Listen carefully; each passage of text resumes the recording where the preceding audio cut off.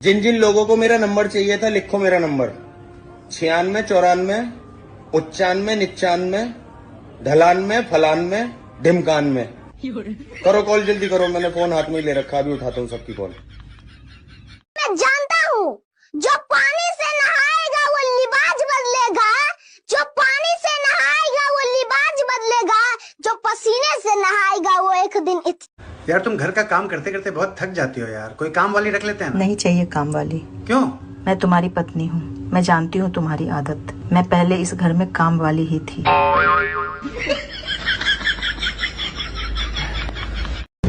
4 बार phone कर दिया मैंने, उठाया क्यों नहीं? सॉरी। अब सॉरी सॉरी सो रही थी, शक्ल देखिए सॉरी वाली।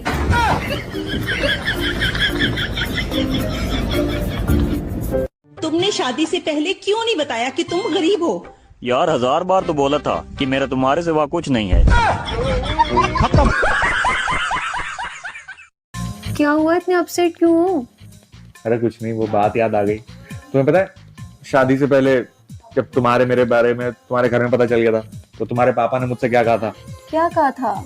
यही कि अगर मैंने तुमसे शादी ना करी ना तो मुझे 5 साल तक जेल में डलवा देंगे। अरे छोड़ो ना, आप भी क्या दिल पे लगा के रख गए पापा की बातों को, अब तो शादी हो गई ना। अरे इसी बात का तो गुस्सा आ रहा है, 5 साल तक जेल ही काट लेता। सुनो ना, मैं सारा दिन घर पे बैठे बैठे बोर हो जाती हूँ, कुछ तो बताओ क्या करूँ?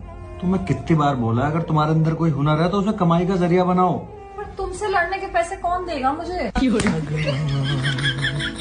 बताओ ना। अरे सुनो।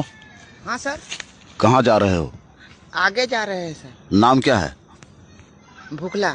क्वालिफिकेशन क्या है? माने? पढ़ाई लिखाई किए हो? सर कोशिश तो बहुत बार किए हैं लेकिन हुआ नहीं है। मैरिड हो? माने? शादी हुआ है? नहीं सर, एक बार भी नहीं हुआ है। तो आगे फ्यूचर में जाके क्या करोगे? सर फ्यूचर किधर है हम नहीं देखे हैं, तो कैसे जाएंगे? प्रभु हे हरि राम कृष्ण जगन्नाथ प्रेमानंद। शाम को हमारे लिए खाने में क्या बना रही हो? हम आपके लिए शाम को खाने में नरभक्षी कोफ्ता बना रहे हैं। नरभक्षी कोफ्ता? अरे वो नरगिसी कोफ्ता होता है। हाँ, सही पकड़े हैं। कहाँ हो? ऑफिस में हो। क्यों, क्या हुआ? हमारी पड़ोसन भाग गई थी इसलिए पूछा। पागल है क्या? भगवान जिन औरतों को खूबसूरती देते हैं, उनके पतियों को गंजापन देना कभी नहीं भूलते। मान लो मैं तुम्हें 1 साल के लिए 5% के ब्याज पर 1 लाख रुपए देता हूँ, तो 1 साल बाद तुम मुझे कितने पैसे वापस करोगी? 0। लगता तुम्हें हिसाब का नहीं पता। तुम्हें मेरा नहीं पता। अरे पूरे घर में 20 बल्ब और ट्यूबलाइट लगे हुए हैं, फिर भी पत्नी कहती है अरे आज तक आपने मुझे अंधेरे में ही रखा। लड़कियां मर तो सकती है लेकिन कभी किसी को धोखा नहीं दे सकती। बाकी का झूठ कल फेंकूंगा। 12वीं के बाद बीए करना उतना ही जरूरी है जितना मरने के बाद 13वीं करना। होता कुछ नहीं, बस आत्मा को शांति मिल जाती है। ओए सुनो, क्या तुम मेरे मम्मी पापा से अपनी बराबरी करती रहती हो? मेरी मम्मी ने मुझे संस्कार दिए हैं, मेरे पापा ने मुझे बड़ों का आदर करना सिखाया है। तुमने मुझे क्या सिखाया है? क्यों? आपको कपड़े और बर्तन धोना किसने सिखाया है? मैंने।